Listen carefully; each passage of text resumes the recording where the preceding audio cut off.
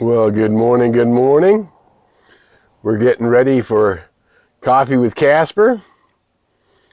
We are up on YouTube and we're up on Facebook. Easy, smooth this morning. Here comes the Casper boy. He wants to say hi. Come on up. Oh, there's the Casper. There's the Casper. I got my coffee. I've been doing my practice to be able to share with you guys this morning. Let me know where you're checking in from. We're glad you're here. And we're glad we're doing this good work in the world all together.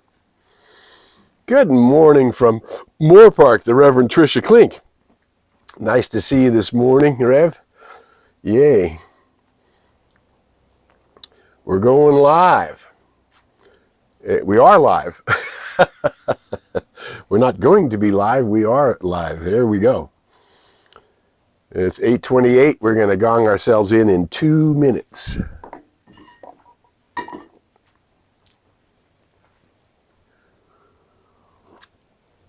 It's a beautiful day here in Southern California. Classic sort of special fall weather. We got a little Santa Ana coming in, which is not a dangerous one, this one. And that's warming it up. It's going to be all of 80 something here today in December. It's not that warm now. As you see, I have a jacket on. Let me know where you're checking in from. Well, there's Loretta and Davey from Boys. Nice to see you guys. I saw that beautiful picture of Toby. He's looking great. Can you believe he's already a big boy? I can't believe it. Good morning, Pam from Santa Rosa. The wonderful, wise Pam Frasca from Santa Rosa. Very cool. Pam and I surprisingly have a connection through Telluride as well.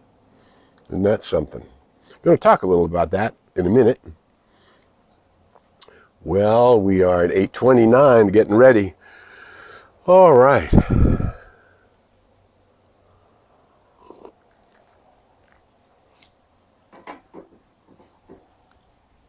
All righty, there it is. So we're going to take a big, deep breath in. We're going to let out the sound awe at the end of that breath and then relax the shoulders. Just a couple of centering breaths. Here we go. The gong is reminding us that each one of us is emitting a tone coming from the total of our consciousness. Everything we ever thought, said, felt, and done, that which is conscious and subconscious within us, is creating a tone. That tone, that vibration that goes into the field of consciousness because we are immersed in that field, returns to us as the multi-dimensional aspects of our lives. So what we want to do is know that spirit is that which knows itself. That's the conscious mind. And that which knows itself gets to reframe anything that got set in motion in the creative process that's not accurate once we see that we might have had some misconceptions along the way. Hey, Daz Dazzler from North Hollywood. Good to see you this morning. All right, big breath in.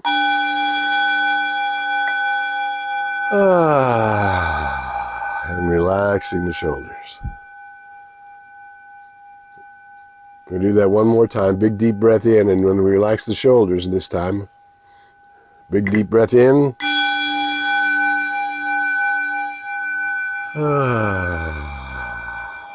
Relaxing the shoulders. Becoming present to this moment now, bringing the energy up into our heart center. And so what we have here gathered on Coffee with Casper is a bunch of metaphysicians who are seeking to live their lives and bring forth the higher order of being, which is heaven's first law. Heaven's first law is harmony. I looked at 2 newspapers early this morning. And what we know is humanity as a whole doesn't quite get heaven's first law yet. However, good morning, Mark and Kai from Atascadero. Good to see you. However, heaven's first law is the first law, and you and I belong to it because we are created in the one, as the one, from the one, in the image of the one. So that the way that the energy that is the wholeness of being, whether you call that source or God or whatever name you want to give to that which is the life force within us, you didn't create that life force, I didn't create that life force, we discovered it. one day we woke up, we realized I am. And the I am, as the philosopher Ernest Holmes says, is the secret nature of eternity. And it's the emblem of eternity. So when we start to deal with I am that, meaning I am that which is the full potential of the one incarnate as a human being. Now what we know is that a lot of human being has animal nature in it. And so in order to evolve the human being into the spiritual side of its nature, which is its true and eternal nature, in order to evolve that human being, we need to be the place on the planet where it's happening. Individualized realizations of the I am are the way that evolution advances more rapidly than the law of evolution, because once you reach the law of self-consciousness, you are now free to change the pace of evolution, all according to the force of your faith, the force of your awareness, and of course the depth of your practice. And the practice is very simple. Dr. Holmes said this a long time ago. Daily we meditate, which means we quiet the mind, to listen, right? To follow that divine guidance that is being given to us from our I am nature, right? And then the more we follow that divine guidance from our I am, hey, good morning, Carol from Whittier, nice to see you. The more we follow that divine guidance, the more we spiral up. The more we spiral up, it's like a funnel. The more we spiral up, the wider the circle of our influence becomes, and the wider and further our consciousness can reach out into the world, not only to transform ourselves, but this is a line I learned many years ago facing a very tough disease in my 20s, early 20s, and it's that we do not live just for ourselves. We live for ourselves and everybody who's touched by the arena of our experience. So the way you are being, the vibration you are putting out, is of course working on the law of the circle, emanating from you. That which comes from me returns to me as my experience. Casper wants to come up and say hi again. Oop, right? So this is what we're doing today. We're just remembering who we are. We're strengthening that remembering. The way I've been a long time skier in this lifetime, and I got quite experienced and good at it. And sometimes when you were skiing, whether you liked it or not, you ran out of slope and you have to pole, which means you have to use your arms and your legs and sometimes do skating kind of motions with these big skis on, and you have to push in order to get to the next place where you're going to drop off and have even more fun than you had before, right? So, and same thing, once we were like a little boy or a little girl rolling a tire down the sidewalk, it'll roll by itself, but every once in a while you got to push it with a stick or touch it so it keeps rolling and doesn't start falling over. Well, that's what you and I have to do with our awareness. You can't just say, one day I realize I belong to the one, I emanate from the one, I am born in the image of that which is the Christ, the Atman, the Buddha, the glory of the I am, the way, the light, and the truth is what the master teacher said, right? To come into that I am awareness, it doesn't just pop in and stay there. It is our cultivation of it. And we talked about this last week, that what is really creating, what is the attractor factor within you, is where your relationship with this source energy comes in contact with yourself. When my personal self comes in contact with my higher nature, that's the fundamental reality of what the law of the circle, the law of mind, is reflecting back to us in our experience. So the more you cultivate that relationship, Joel Goldsmith, the wonderful metaphysician from the last century, right? Joel Goldsmith, wrote a book about cultivating the presence, cultivating I am that, walking in tune with that, right? And so that's what we are working on, is walking in tune with that higher nature of ourselves, which is drawing forth the higher order of ourselves, which is bringing forth oneness, liberty, freedom. I'm going to go to Charles Fillmore, one of the founders of the Unity movement. And Charles Fillmore, so Charles and Myrtle Fillmore did get together, but this is from Charles Fillmore. He says, claim your identity under the law, your oneness with all, and rest in the everlasting arms of cause. Claim your identity with your oneness of all, and rest in the everlasting arms of cause, which knows nothing of lack. So we want to claim our identity as the I am that is whole, complete, and perfect. Perfect health, perfect wealth, perfect love, perfect purpose, right? That's the reality of who and what we are. That's the reality of what we came to do. And Ernest Holmes, the great philosopher, in his book, The Science of Mind, says these lessons are dedicated to that truth which frees the human being from himself and sets him on a pathway to a new reality. In other words, letting go of the personal ego self and identifying with your cosmic self. I am an immortal spiritual being, superior to my mind, to my body, and my experience. That's a line from Roy Eugene Davis, who did 50 years in this lifetime of teaching New Thought principles, drawing from a Hindu background as well, and bringing all of that East and West together. And it doesn't matter where the teaching comes from. It doesn't matter what your quote-unquote religion is. I like the Dalai Lama's line, I may be a Buddhist monk, but my religion is kindness, right? Where the rubber meets the road, how I can vibrate the highest vibration for myself, yes, and beyond myself, for myself and everyone who's affected by the arena of my experience. So we do not live just for ourselves. We live to fulfill our mission and purpose. We came, and I believe everybody here, on Watching Coffee with Casper, whether you're watching it here or you're watching it later in the week or you come in or you watch parts of it, it doesn't matter. Whenever you touch the vibration of all of us here gathered as metaphysicians seeking to use the poles to get to a higher order or re-energize that rolling tire so that our constant evolution is happening to us and through us because of our mindset daily, right? Because daily I meditate and daily I use affirmative prayer or spiritual mind treatment to establish that I am the pattern of wholeness ordained from the Most High, that within me, as me, through me, the true nature of me is the glory of the Most High. And again, we know where we're going, right? Meister Eckhart, what's the soul doing?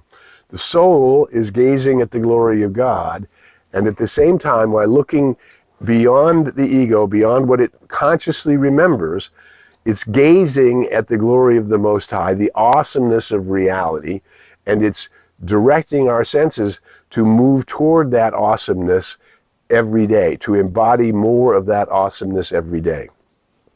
So here we are in the holiday season. So Thanksgiving is about recognizing our blessings and appreciating all the things for which we're grateful. That happened a week ago, and now maybe it's a week and a half ago, right? And now we are remembering to bring those blessings, those things we are grateful for, daily into our consciousness, into our awareness, and into our understanding that whatever needs fixing, whether it's in mind, body, or experience, whatever needs the revelation of wholeness, we are simply knocking on that wholeness that's already there. We don't need to create it. It already exists. We need to be in touch with it. And we need to knock and seek and ask it to reveal itself in and through and as my experience, as the glory of your life, and as the power of love and the joy of love in all that is your experience, right? So we are claiming that identity. We're claiming it in every area of our lives. So Hanukkah celebrates the faith that keeps light on, even in the midst of darkness. How did that candle keep burning and keep burning? That's the light that's always there, even when darkness is surrounding us. And the darkness does not fight the light. The light overcomes the darkness effortlessly, because darkness is not a thing in itself. Light is a thing in itself, right? The winter solstice, we're coming up on the winter solstice on the 21st before we get to Christmas. The winter solstice rejoices in the light, that it comes around again. Even when we get to the darkest time of the year, the light comes around again.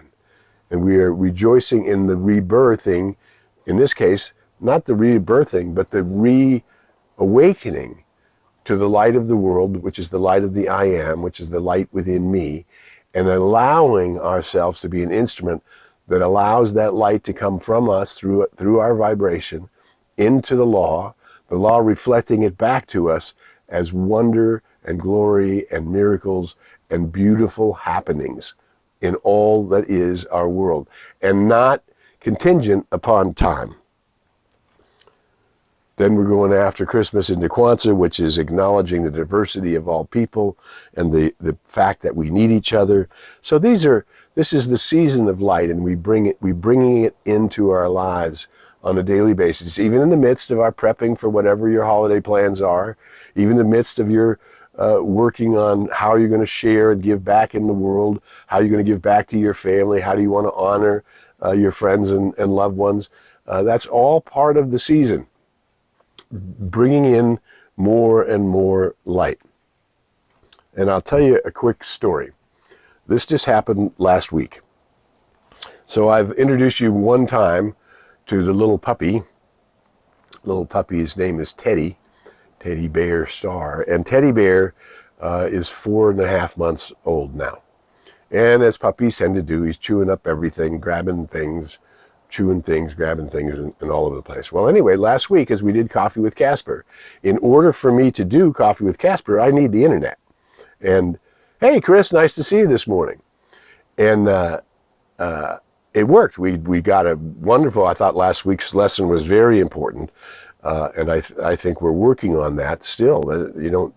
You can't have an idea that says that the reality is creativity is what is mine to do to reveal the higher order of being, which is why I came into this lifetime, into this humanity, to birth the real spiritual human, to birth forth into the human experience for the benefit of all humans, either born or unborn, into the reality of the divine bliss that heaven is, behold, as the master teacher says, heaven is at hand. To draw forth that heaven where good and more good is mine. There's no limit to that good. Everywhere I go, I see it, I feel it, it presses itself against me, I make room for it, it expands, and my good gets bigger and better, right?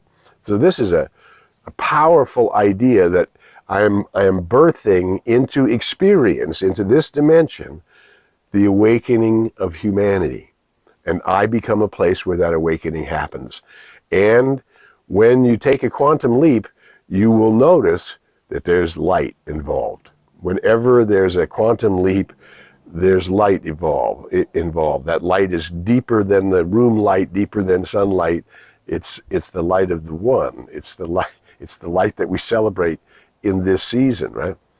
So anyway, after I do Coffee with Casper, I have to take care of my physical world, and so I deal with everything in my office. And in order to deal with banks and emails and contacts and follow-throughs and all of those things, I will be on this Sunday doing the Midtown Center of Atlanta, their Sunday service. So Google Midtown Atlanta and you'll find us, and that service starts at 8 o'clock our Pacific time, 11 o'clock Eastern time. So I get into the office, I open the door, I let the puppy in. His puppy's there for 5 seconds, and he chewed on the power cord to the router, which meant the internet went down. Well, I have a company that delivers the internet through cable, and it's not a very efficient company, and I knew as soon as that happened I was going to be 25 minutes on the phone just trying to get some kind of resolve as quickly as possible. And that's what happened. It took me about 25 minutes, and at the end of that 25 minutes they said, well, it'll take 2 days for us to ship you a new router because we don't have just the power cords, but we will ship you a new router. And I said, is there any way to expedite that? And they said, well, we don't do that, but the UPS store might be able to expedite, but you'd have to go down there and pay a fee. So I already had a lot of things to do, and I thought, oh, I was going to add on to my to-do list another hour. And so I thought, well, nothing I can do. I'll just have to go do that because I need the internet to continue. So I'm driving my car up the driveway, And, you know, you drive up the driveway, top of the hill, and you only see one car at a time as it goes by as you drive up the driveway. Well, the car that I see as I drive up the driveway is a Frontier. It's the cable company's truck. And I thought, well, that's the weirdest thing. And I pull up quick to the top of the driveway, and sure enough, the cable guy was in his truck. He pulled over to have lunch there. And so I walked over to him and I said, do you by chance have one of these in your truck? And he did. And he gave it to me. He said, no problem. And what was supposed to take 2 days to get fixed got fixed in 20 minutes. I didn't do it. There's a power for good in the universe, and it moves through you. It's based on your intention. That's why I tell you, intention is a soft honing device which is always working. Intention is the law of attractor factor within you. What are you intending to be?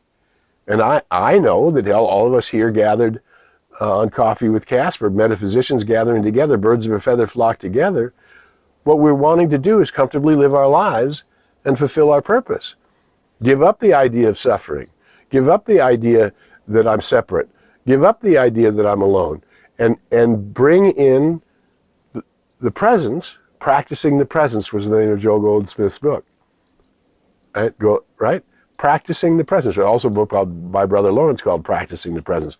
It's been something that the spiritually awakened have been working on throughout time. How do you think Meister Eckhart in the 12th century could see what he sees? Been consciously dwelling where his consciousness meets the one. I and the Father are one. That's the way Jesus said it.